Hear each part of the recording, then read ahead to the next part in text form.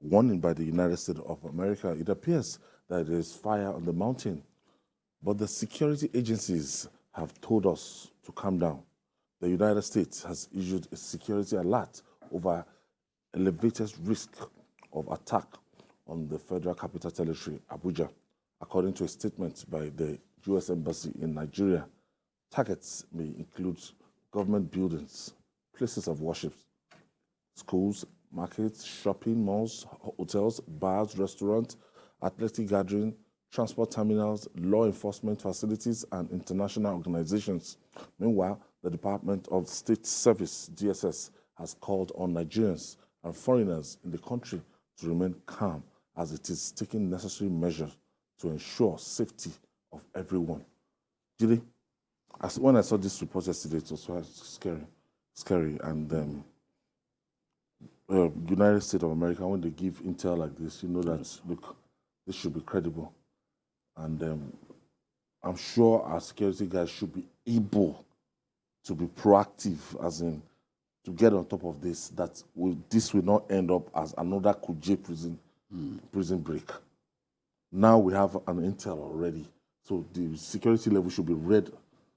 Yes, we should be red alert in Abuja. We should be vigilant at all times. When that attack was launched on our presidential guards, brigade of guards, the U.S. issued a warning at that time that people should be careful about places they go to, that the terrorists who carried out the attack would be planning to attack shopping malls in the city, bars, and even gardens. Abuja has quite explicit. Plenty of those gardens, drinking dens up and down. In fact, Abuja is popular. at the rate it's going now, I don't think there is any part of our country where you have gardens where people drink and all that like it is in Abuja. In Lagos here, we don't have such gardens. We have our usual drinking dens, Nobalende, other places, people just drinking from morning till night we have. But in terms of just all the green areas, almost literally cornered for drinking, Abuja picks the cake in our country. So now, in the event of attack, they will be targeting those who, and some of them are so crowded that there is no order. Vehicles parked so close to one another, you struggle. Yes, so those areas, protection must be given to those areas, and there should be vigilance. You have to be able to check people.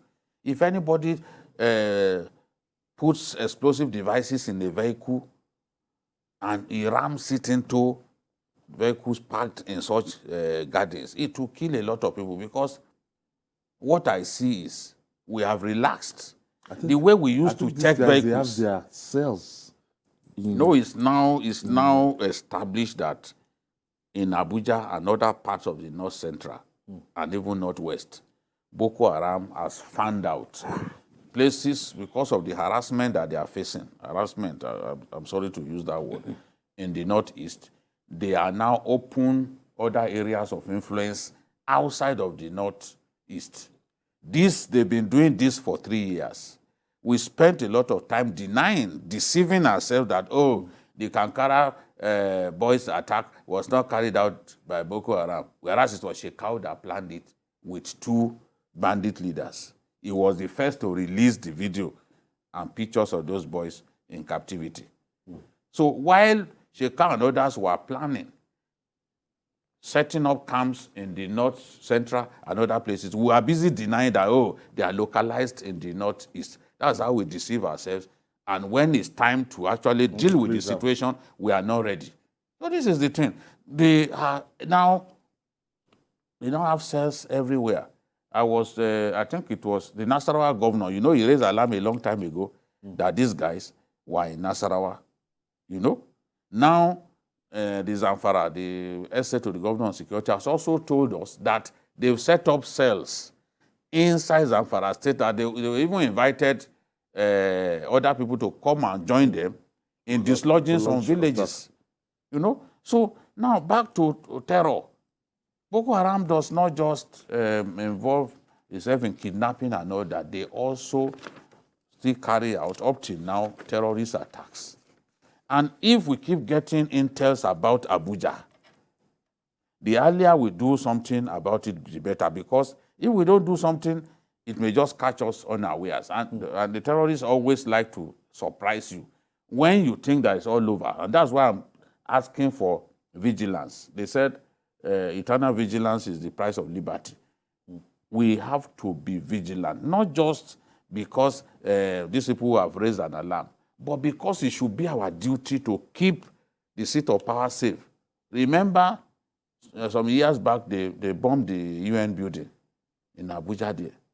So the checks that we used to do, the routine checks, and even random checks that security agencies used to do in Abuja that I can tell you a lot of them have stopped doing, they have to return to them. People coming into the city, the seat of power, they have to be checked. What's in that vehicle that you are carrying? You might just be lucky. Some people may put food items on top and actually put bombs underneath. So if we don't scale up our checks and ensure that we are ready for this thing, when they want to bring it, we may just be caught unawares. I think we have the capacity to stem this tide. I want to assume so. But the truth is,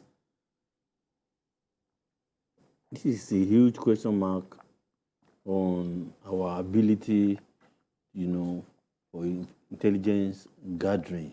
If it takes, outside, powers to alert us to certain things within our borders. They said, the Nigerian counterpart said they are aware of it, but they didn't want to cause panic. I'm coming, and that's why they didn't. This is where I'm going, and that if the US has this with the solid relationship between the two countries, many of these things shouldn't be made public, because it can cause a lot of damage, even more harm than good. You say you want to reduce consular services and this and that until the situation improves. Intergovernmental relations, this can be handled. You understand my point? Without making it looking like people in Abuja now. For businesses, panic. Tendency to be fair. For the atmosphere to be tense. Yes, for businesses, panic is a big deal. So all these things. Sometimes, why can't you work in cahoots with our government that we have this intent, work on this? If you now realize that the government is not serious or they are not ready, then you make public. But just going public that this and that, sometimes they have to think about it. It does more harm than good, as far as I'm concerned. Do you agree with Adekunle? Not totally, because even within our people, within our own security infrastructure, 44 security reports pointing to the possibility of Kuje prison. You can see even the anger of the Minister of Interior. Up till now, is very angry because that was an attack that we should have stopped. The actionable intelligence that we needed was provided, though. The DSS came out to say, look, we provided, but we didn't act. So if the Americans will remember that, DSS issued this, nothing happened. Let's protect our citizens. Our people, let them know. Because if we keep the information to ourselves, these people may still not do anything, and they will waste our people. So for them to have acted like that, they may have their reason. Thank you for staying with us, Wale. Yeah, good evening, Ayo. Good evening. Okay, Omar Tata. Good evening. I agree to, sir. Good evening. And Adekunle, God Good bless evening, you all. I just have two brief comments on the bribery before election. Don't let us deceive ourselves. The politicians, reckless display of wealth on their part, and the weaponization of poverty. It is poverty that is making these people to be so susceptible to these politicians. We must try and do something. Let me tell you, on the main road, People are hungry and begging. So if you give them money, they will collect. Secondly, the timely advice, security advice by the American Embassy and UK. Please, don't let us concentrate all our efforts on Abuja alone. Focus on Kano, Lagos, and other big cities. Because these people may want just Thank to you for your use contribution, a Wale. decoy. God bless. Thank you. So as you were saying, Jude, Yes, they may have their reasons that a country that even the security guys Yes. might not be too reliable. what is the level of even interagency cohesion Cooperation, between the DSS, the army, and the rest of them? The level of cohesion is just not good enough, because I can't understand why so many reports will be issued and action will not be taken until those good-for-nothing people now storm the place and release some of the most hardened terrorists in our country. They went going from cell to cell and released just their people. Spending hours. Yes. So On the left. that's why they must There have was felt no, that, look, no response. no, they left on their bikes, left the area, went into the bush. We didn't make any effort to stop them wherever they were. So those people, I don't think they have that much faith in us. I think that they will now say, okay, let us just give information to the Nigerians. Let's not cause panic. If there will be panic, let there be panic. But the people need to know that, look, these are dangerous times. Take precautions. Do your best to stay safe. All right.